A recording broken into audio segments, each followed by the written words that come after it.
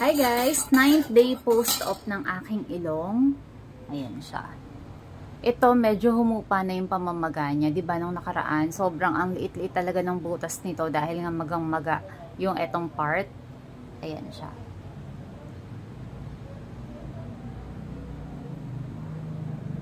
Sobrang oily. Hindi pa ako naghihilamos. Napaka-oily niya. Kape muna tayo. Hindi ko matiis. Pero hindi ko naman siya uubusin na ganyan. Sasawsawan ko lang ng tinapay. Bukas ang butika. Nandoon si Bri. Ayan lang siya. Kitang-kita ko lang siya.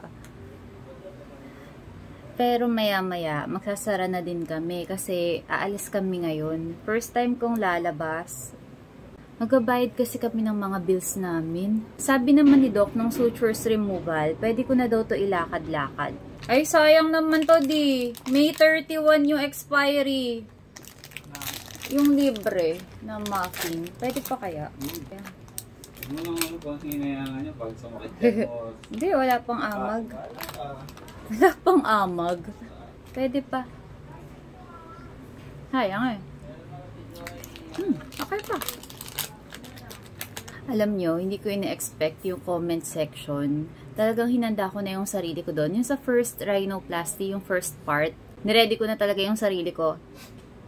Kung mayroong mga magko-comment ng, alam mo yun, di masyadong maganda, ganyan. Pero grabe, iilan lang yung comments, pero napakagaganda ng mga comments nyo. Kaya sobrang thank you po sa lahat na naka-appreciate. Magbabalik filming na ako bukas, Monday. Ang ginawa ko kasi, bago ako nagpa-opera, naghanda na talaga ako. Nag-ipon ako ng mga videos pang post ko sa TikTok, pati na rin sa Facebook, para hindi naman ako ma-missing in action. So, bukas, Monday, balik na tayo sa trabaho. Nakaligo na ako guys, maglinis na tayo ng ilong para makaalis na kami. Ang ginagawa ko, distilled water, tapos nilalagyan ko ng Sterimar. Kasi feeling ko kapag panay ako Sterimar, sobrang dry nung nung loob ng ilong ko. Yan. Magbababad ako ng bulak. Kapag nasipsip na ng bulak yung tubig na may halong Sterimar, pasok ko lang siya sa ilong para mababad. Ayan. Ganyan ginagawa ko. Marami pa ako yung parang mga maliliit na sinulid. Dito, lalo na dito, kitang-kita yon. Kaya lang, ayoko naman siyang hilahin. Parang di ko kaya. Tanggalin lang natin yung mga balat-balat. Ayoko nang pilitin kasi 'di ba nung nakaraan, nung pag-uwi namin galing sa sutures removal, 'di ba alalang-alala nga ako dun sa mga langib-langib ganyan. Tapos nung nababad ko na siya, may mga umaangat, pinil off ko 'yon. Kaya ito parang itong part ko na to, mas puti siya. Parang natanggal yung balat. Natanggal talaga yung balat. Kaya ang ginagawa ko, hinahayaan ko na lang siya. Tapos kunwari may mga parang nakaangat, ginaganto ko lang. Tulad nito, may nakita ko. Nakaangat na siya. Oo, kita niya to. Ganyan. Ay! Okay na nga yun? Ayan. Tapos, papasadahan ko lang. Isang ganun lang. Arnica, inuubos ko na lang to. Kasi sayang naman. 3 kasi yung nabili ko sa Shopee. Isang pack siya, 3 peraso. 3 ganito. Nga pala guys, kung may balak din kayong magpa-rhinoplasty at umiinom kayo ng pills katulad ko, 2 weeks before ng surgery, dapat itigil nyo na siya. Stop muna kayo. Tapos, inom na lang ulit kayo after ng surgery. Yun yung advice sa akin ni Doc. Kung umiinom kayo ng Myra E, ayun, importante na stop nyo muna siya. Mga 2 weeks, 2 to 3 weeks bago ng operation nyo. Vitamin C pwede pa din naman. First time ko magpa-powder. Kaya ito lang, yung baby powder lang talaga. Favorite kong pangkilay from Careline, Best Brow Liner. Marami ako guys susubukan ng mga bagong pangkilay. Magaganda rin naman. Pero bumabalik talaga ako dito. Maganda siya. At napaka-affordable pa. Ika na, 48 years. Ika na, Kabi. Let's go. Let's go, go. Naghihintay na kami guys dito sa parking. Nakapila na kami sa parking ng SM Grand Central. Pakita ko lang sa inyo itong bag ko. Tignan nyo naman, sobrang ganda. Para sa mga katulad ko na hindi afford yung mga high-end na brand, o diba? Isipin nyo kung ano yung kamukhang high-end brand nito. Ito yung gamit ko nung nag-Vietnam kami. The House of Little Bunny yung kanyang tatak. Ay hindi, wala palang da. Ano lang? HOLB, House of Little Bunny.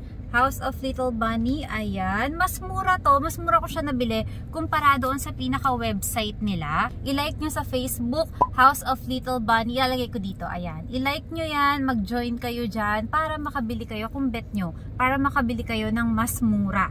3-way to guys. Pwede siyang shoulder bag, parang kilikili bag. Pwedeng sling bag. Tapos ito, napapalitan siya. Pwede mong gawing handbag lang. Full na talaga yan, di. Kaya magka-park tayo niyan sa gilid-gilid. Guys, alam nyo ba, kaya kami nagpunta dito dahil dyan, no, sa Sushi Nori. Bukas, sarado na. Saan? Ito guys, oh, yan yung gustong-gusto ko eh. Sushi Nori. Wala kasi parating tao dyan. Baka kaya ano na, sarado na. Tapos guys, si Bri, ito gusto niya yaw-yaw. Ayan o, machine maintenance ongoing. Ano ba yan? May balat ata tayo sa puwet, daddy. Kain muna kami dito, ramen nagi. Request ni Kabi.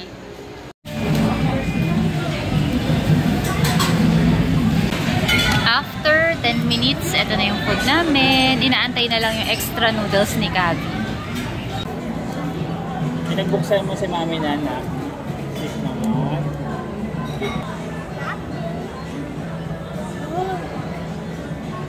Pork to me. Pork?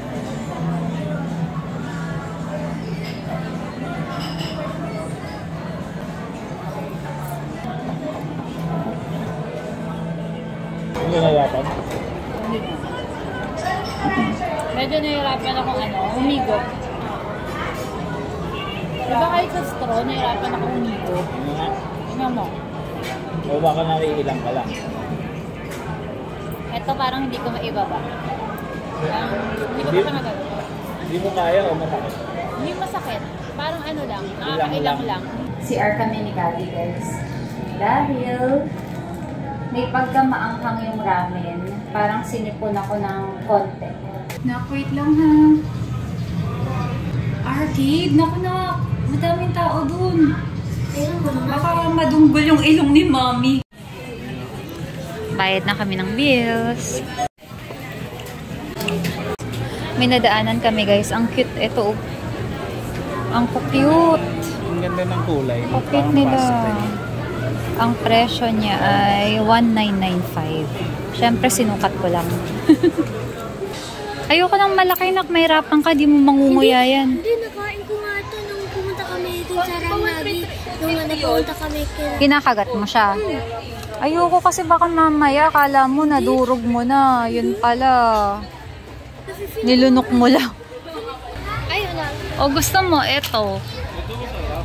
Ito maganda. Ito 159. Tapos etong malaki 319. Ito parang masarap nito. Ito. Candy banana. Ito na ko. Tapos maglagay ka na lang ng ganito para kapag ka-re-refillan mo siya. 'Di ba di? Kasi yung malaki kasi tinatapon lang natin lalagyan.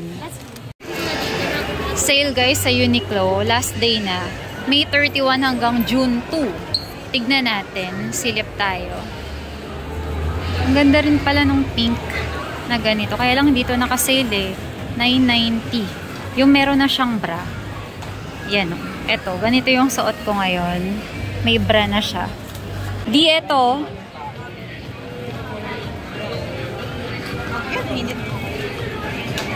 Mahal. Ito kuha tayo. 390 na lang. Dating 590. Large ka, diba? 590 na lang yung mga ganitong bag.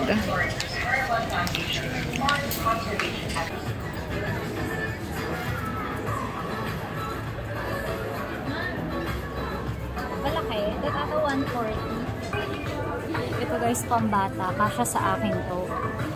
590. Ito siyang 1,490. Ganyan siya guys. So, jumpsuit na maong. Diba? Tapos 590 lang. Maganda to. Kuha natin si Bri ng Irisim Large. Bili kaming dessert. Ito daw gusto ni Bri. Ayaw niya na ng yaw-yaw. Ano yan? Dark side cheese cup. Cup to order. Dark fruits. Ito gusto mo eh. Blueberry. Okay na. Or gusto mo pa kiwi? Parang ito yung in-order nila. Cereal milk. Check out. Easy. Enter. Okay. Yun lang yun, di ba? Di isa lang. Isa lang yung order natin. Ang bilis lang, guys. Ayun na siya agad. Tingin, di? Amazing. Tingin. Ganda ng kulay. Parang dirty. Naku, yung teeth mo magiging kulay ganito din. Tikman mo na. Ano? Sarap? Asim? Tikim. Hindi ko makuha eh. Tikman mo yung sauce. Sarap pala yun, guys. BLK 513. Sarap siya. Ako naman, guys, dito magti-take out ng Thai tea sa boat noodle. Ano pa ba yung pinakain mo? Burger King na lang. Kung magbili na tayo dito. Masarap price, snack. Alam, may itim ka na. Itim ka. Saan? Grabe yung itim ko pala itim, guys. Ako ah. Medyo maitim din. Parang kumain tayong dinuguan. Pengi nga ka tubig din. Let's go! Let's go! Success! Ang unang alis ko, guys. Wala akong naramdaman na kahit na anong sakit or pressure, ganyan. Kapag lang nung kanina lang nung nag-araming kami, pag humihigop ako, tapos pag tinotodo ko, eto, pag binababa ko siya talagang ganyan. Yun, may konting-konting pressure. Ang masakit, eto, yung tenga ko. Yung sakit ng tenga, siguro mga 1 out of 10. Alam mo yung parang, alam mo may something doon. Ganyan lang kami mag-mall, guys. Mabilis lang talaga. Mga 2 to 3 hours lang, uwi na kami. Nang hinayang din kasi kaming mawala ng matagal sa butika. Lalo na kapag pahapon, tapos pagabi. Yun na kasi yung maraming tao. Yung gantong tanghaling tapat, okay lang eh. Kasi nga, ayaw lumabas ng mga tao dahil mainit.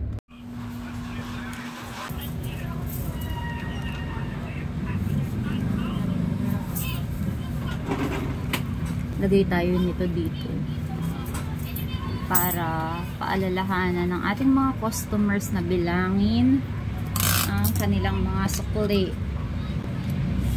Ay guys, nga pala yung ref namin, kung napapanood yun na yung mga butika vlogs namin, diba? Meron kaming ref dito sa labas. Sira na siya. Ayan, wala nang laman yan.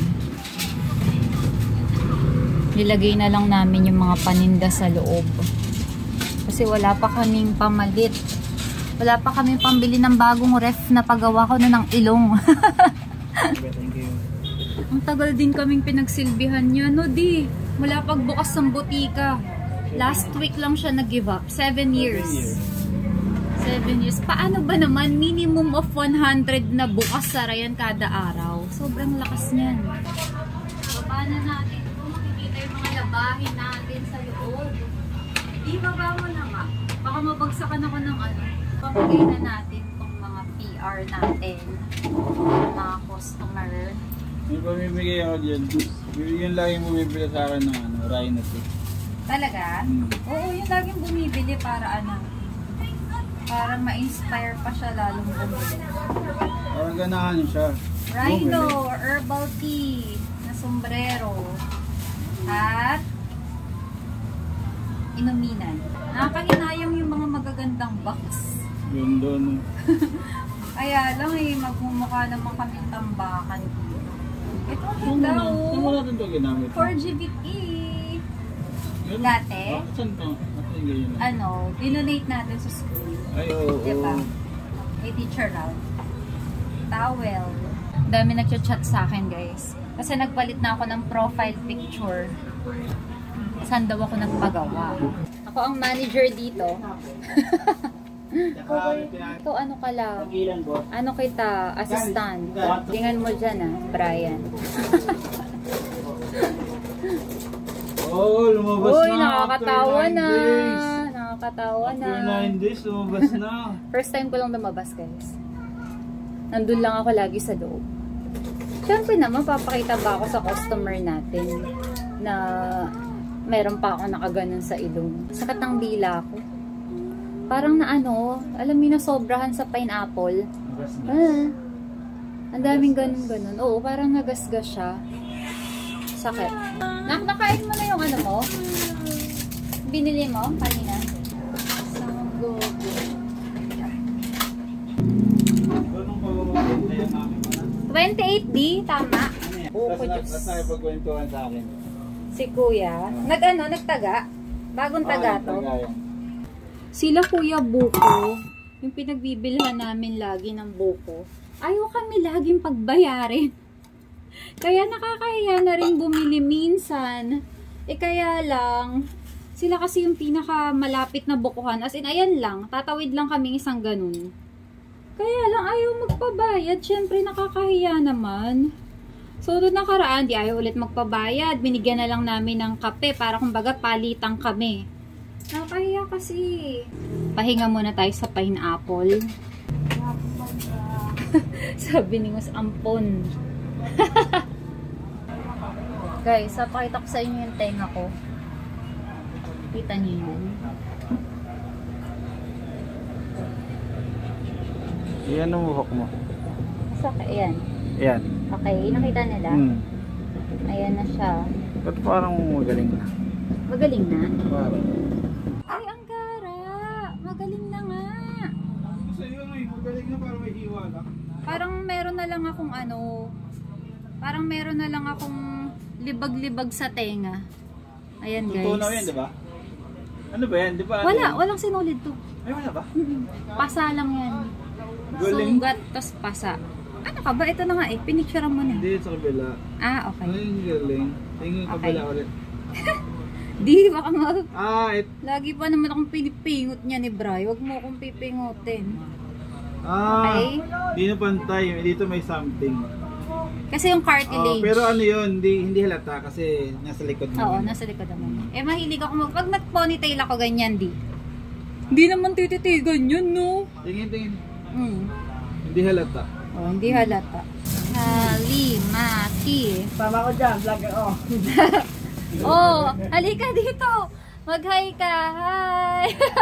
Sama daw siya sa vlog. Oh, yan na yung Ito sarado. ang aming in order. Kita ko sa inyo, guys. Tada!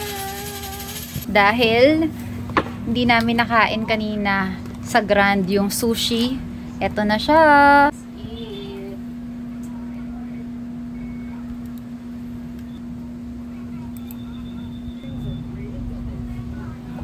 Guys, pinapasok na ako ni Bri dito sa loob. Ipahinga ko na daw yung ilong ko. Tara na, mag-skincare na tayo para maya-maya makaakyat na kami ni Kavi. Ngayon lang ulit ako magdo-double cleanse. Nagpulbo kasi ako kanina. At sunscreen.